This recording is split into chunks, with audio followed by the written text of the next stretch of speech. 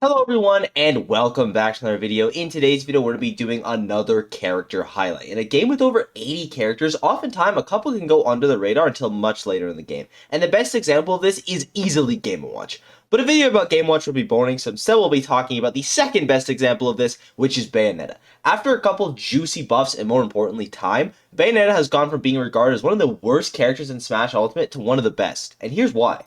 The first thing you need to understand about Bayo is that her neutral play is much different than most characters, the main reason for that being side B. Side B makes Bayo's burst range so insanely big with the ability to do it at multiple, different angles. Bayo is able to threat side B from a safe range, making her extremely difficult to deal with. And when you add this to Bayo's already decent ground and airspeed, you get a character that is both slippery and dangerous at the same time, being able to duck both in and out of aggressive scenarios. Side B's range being as big as it is also makes stage control much less important for Bayonetta. Controlling center stage is one of the most important things in Smash Ultimate, as you're able to put your opponent into a situation where they're on their back foot, being forced to take a risk in order to not be put off stage. Now, Bayo, on the other hand, doesn't need to worry about this as much, because from the ledge she can press 2 buttons and all of a sudden be in the middle of the stage. I'm not going to pretend that Bayo's range is infinite and that she doesn't need any stage control, but to be completely honest, in comparison to most of the cast, stage control is so much less important. Let's switch the focus to Bayo being in disadvantage. Talking about just side B, Bayo has the option to recover low or high, depending if she wants to choose to angle it down or just do the normal option. She not only has the ability to do a 50-50 where the opponent can only cover one option, except for Sonic and Game Watch, but whatever, that's not even the best part. In this situation, you reverse Bayo and she is on the ledge. Something that is universal across the cast is ledge trapping by standing with your shield up at the ledge. This puts you in a situation where you can easily react to neutral get up with something simple like a grab, or depending on the character, a faster option on a shield. You'll be able to block get up attack and drop off the ledge the jump attack, and you still have time to react for roll. Now, what if you try to do this to Bayonetta? I'll tell you what, she gets past you. Since side B just goes through shield, Bayo is able to completely bypass the scenario that most characters struggle with. Now, I'm not going to pretend that this is the only way to ledge trap, but you factor in the fact that Bayo has a triple jump effectively with Witch Twist, has a frame one out with Bats Within, and Witch Time, it makes keeping this character on the ledge near impossible. And let's keep this ball rolling by talking about Bayo's disadvantage. I'll be a little bit more brief just because a lot of the points I made about ledge trapping kind of travel over, but in summary, it's real good. She has so many choices in the air that vastly change the direction, as well as the choice to just fast fall normally. And the icing on the cake is those frame 1 Bats Within I mentioned earlier. Not only does this make Bayo much harder to combo, as there is no room for combo theory, but it just makes her a lot harder to pick out of the air. Not only is Bats Within frame 1, but it also allows you to get to the ground a lot faster than your opponent typically does. And spoiler, being above Bayo is one of the last places you want to be in this game. Bayo's mobility and plethora of options make her incredibly difficult to pin down in pretty much every state of the game, and the elusiveness plays perfectly into Bayo's hand. But enough with all that lame stuff. Let's talk about what really matters, hitting your opponent. And few characters in this game hit harder than Bayonetta. Whether it's from up tilt or down tilt, nair or fair, even just a raw side B or up B, Bayo has a lot of ways to start very long and very damaging combos. Now, I want to get this out of the way right now. Bayo combos are hard, really hard. You have to be an expert at following STI, and her combos are often very long, with many routes to take, adding an extra layer of analysis paralysis. But if you are able to get the full utilization of Bayo's tools, you can do stuff like this. Right now, Vicky, it's all of us, everybody watching right now who's guessing. How is this going to turn out? Who's going to come out on top? Or will it be Leva off the top? Now, being able to do 60% off half your moves is nothing special. It is Smash Ultimate, but what is special is being able to start your combos from almost halfway across the stage. Bayo's combo game is also why Witch Twist is so scary. On most characters, it would be a good counter, allowing you to get a solid punish, but Bayo gets so much value out of it. So much of Bayo's combos are pretty situational, and hitting a Witch Twist allows the Bayonetta player to pick their ideal situation, whether starting a combo with a multitude of choices at your disposal, or just killing with a raw smash attack. Even though Witch Twist is nowhere near as good as it was in Smash 4, nothing is, to be fair, despite what the thumbnail may tell you, it's still insane, to the point where if a good Bayo manages to connect it anywhere after 60%, then you're as good as dead. And even if she hits it at 0, she still gets a free combo starting with whatever route they're most comfortable with. Editing proof block here. I realize I never talked about any specific Bayo combo routes, and I'm not going to do that because there is so much to talk about. So instead, I've linked some Bayo combo guides down below. If you want to play this character or figure out what she's going to do to you, be sure to check those out and sub while you're down there. Also, I couldn't find a way to work this in the video, but up air is an amazing tool to edge guard, and it can be used to start, continue, or end combos. Really good move.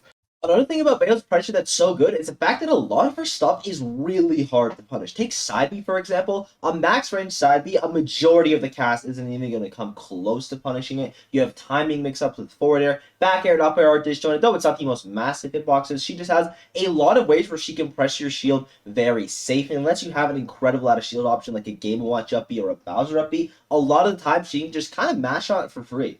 Another thing that Bayo does magnificently is foot out shield, having probably the second best one in the game right behind Steve. She has two choices out of foot out shield. The simple one being downer, which is a pretty solid kill option. Make sure you do hold back though or else the downer won't fully connect. You could also do downward afterburner kick or dab kick for the real ones, which depending on the percent gives you a ton of combos. Using Roy as our base and a zero rage Bayo, you're going to get pretty much nothing under 40%. Around 40% obviously you get a decent follow-up like a Nair, but once you reach 50%, that's when it gets wild. You can get all of your normal Bayo shenanigans, and even though you have one less side B, the fact that you can get 40% combos or kill people off a Futsu out of shield is pretty insane. I want to acknowledge the counter argument of how SDI affects this, and some of these confirms end way earlier because of it, and I would like to counter that by saying I don't play Bayonetta and I figured this out in less than 5 minutes. I would also like to use this segment to segue into the next section of the video, which is talking about Bayo's weaknesses. The first weakness that most people have with Bayo is her killing. Yeah, it's great that your character can easily rack on 80% like it's nothing, but it doesn't really matter if you can't close out the stock. Now, the extra intuitive viewer may have noticed that I said most people, because I do not agree with this sentiment, like, at all. Not even acknowledging the fact that Bayo can kill you at 0. She has down tilt and up tilt as great kill confirms, which time a jab and a dash attack that's only purpose is to kill. I should mention that jab is frame 9 though, so it's definitely the weakest of the killing jabs, but still a killing jab, and a killing forward throw. Again, want to reiterate that's not the strongest killing forward throw, but it's a kill throw. I also want to add the fact that Bayo's smash attacks are incredible. Like, forward smash is massive, hits like a truck, and you can confirm into it. You can two-frame people with down smash, and they pretty much just die. Something I didn't touch on earlier on when I was talking about Bayo's strike is her edge guarding, which is one of the best in the game. She's got massive lingering hitboxes with both nair and up air, can chain people off stage with delayed fares, and the pure amount of time she can stay off stage, unless your character can recover easily without your jump, you're probably not making it back. Even though some of Bayo's confirms stop working once you hit the higher percent threshold, if the opponent even makes it that far, she still has plenty of kill confirms as well as raw kill options that I think her killing really isn't an issue. Editing proof block here, I just wanted to add the fact that I view Bayo through the lens of she's going to be always camping you super hard because her neutral allows her to do so, which means oftentimes the opponent will be forced to take a risk that Bayo can capitalize off of, and since she is so good at doing this, you'll often see top level Bayos like Lima, for example, going for the safe combo. So the opponent does live a little longer, but it's because Bayo is repeatedly putting the opponent through the low risk, high damage grinder. A big issue that Bayo has that even I can't twist is the difficulty of the character. You need to know so much about the combo routes and SDI routes of every single character that you pretty much need a master's degree in Bayonology. Not only do you need 2 brains worth of knowledge, but also the ability to execute it. While Bayo's combos do a ton of damage, they take a lot of reps with plenty of opportunities for a mistake. Bayo's difficulty is undeniable, which is probably why it took so long for her to come into the limelight. Also, for fairly obvious reasons, SDI is actually a pretty big problem with Bayonetta, and even though there's a lot of combo routes you can follow off the SDI, a lot of the time you can't get the ideal scenario, which does hurt the character. Now that's all theory talk, which is fine and dandy, but let's look at some of the hard-hitting numbers and stats. And by that I mean Bayo's matchup chart. The one I have pulled up here is from Lima, and his link, of course, will be down below, and as you can see, it's pretty solid. Winning matches versus super meta-relevant characters like Rob, Kazuya, Game Watch, and she does go even with Steve. Some relevant matchups that she struggles in are Sonic and Snake being the hardest ones, especially Snake for how relevant he is, as well as slight losses to Aegis, Wolf, and Palutena. I'm not going to pretend like this is the best matchup chart I've ever seen, but all things considered, it's pretty solid, and a handful of her struggle matchups like Shulk, Pika, Pichu, and Brawler aren't super relevant in the meta, so while there's still problems, they aren't going to regularly be roadblocks for Bayo. But the main reason I'm making a video about Bayo is because of the absolute renaissance this character's had this year. You're going to have Lima and Bloom Forever leading the charge with incredible results like a 5th place at Terra and multiple regional wins for Bloom, or top 8s at Collision and Rising Ground for Lima. Also, if you want to get good at Bayonetta, or you want to understand the character better, watch Lima sets. He has what feels like a mastery over this character. He's constantly making the most niche setups super useful. It's incredible. You can also just watch Bloom use his Bayo's insane neutral and his ludicrous fundamentals to better player 99% of the people in this game, or you can watch Tama P Daifuku double eliminate Akla from a bracket. Other good Bayos that I didn't really have a segment for are Geist, Deathspade, Frog, Mistake, Mar, probably 40 other ones I'm forgetting about. Bayonetta has had so many prominent reps absolutely killing it this year. Bayonetta has had one of the biggest resurgences the game has ever seen. She went from being a god in Smash 4 to a mere mortal in Ultimate, but in reality, a demigod would probably be the proper description.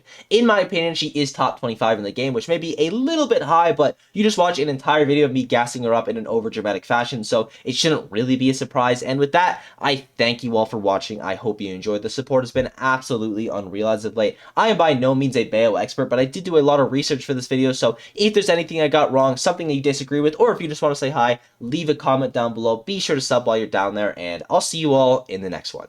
Bye-bye!